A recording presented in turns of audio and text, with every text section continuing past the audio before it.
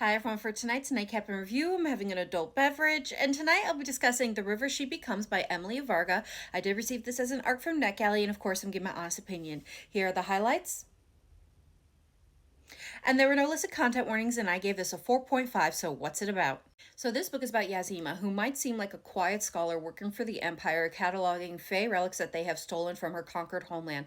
But at night, she is working hard to steal those relics all before the Empire ever has a chance of doing so that she could restore magic back to her homeland. But that's not her only mission, as she is also trying to locate a key that would allow her to cross over to the Fey realm and bring down the wall between their worlds so they can permanently restore the magic to her world, as well as give them a chance of fighting back. It's only by pure chance she does locate the key before the Empire and crosses over to the Fey realm. But when she gets there, she realizes they have their own set of problems as they are under the rule of monsters. And standing by the side of those monsters is a cold-eyed captain who has secrets.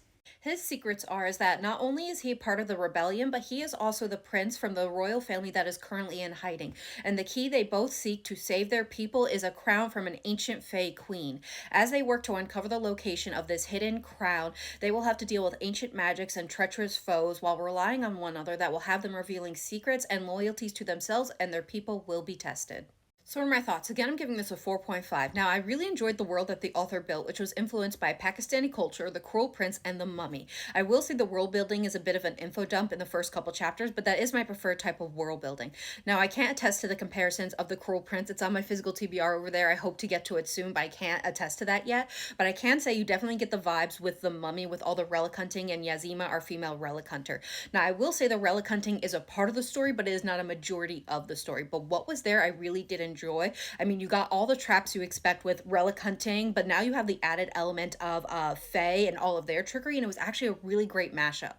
I also really enjoyed all the influences from Pakistani culture as well as the commentary on imperialism, and we see it affecting not just Yazima, our female main character in her world, but also Kyan. I probably butchered that and I do apologize, who is a Fae, and how it's affecting his world and how they and their people are just trying to survive under this invasion that has changed their world so much where they cannot live in accordance to their own traditions. I mean, we see it with Yazima where they can't even bury their dead in what they consider to be the proper way. And in so many passages and moments in this book were maddening, frustrating, and just heartbreaking. But that's the point, and I think it was done so well in this story.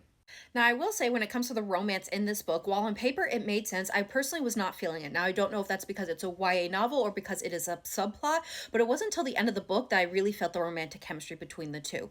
Now, I will say this book is also being marketed to a YA audience, and depending on your child's maturity level, I would personally recommend this for the 16 and up group simply because there is one intimacy scene, and while it's not graphic or in depth, there are a few lines where you know what's going on, but it's all going to depend on your child. Overall, though, I really did enjoy the story. It was well paced and a lot of fun to read. For most of this book, it was a solid 4 for me. But with those last couple chapters, when the romance was hitting and all the action was going on, it really got a bump for me because it really hit hard. Now, that cliffhanger has me really excited for the next book, but until that one comes out, this one will be available June 30th. Definitely check it out, and I hope you have a blast reading it, and I hope everyone has a good night and happy readings.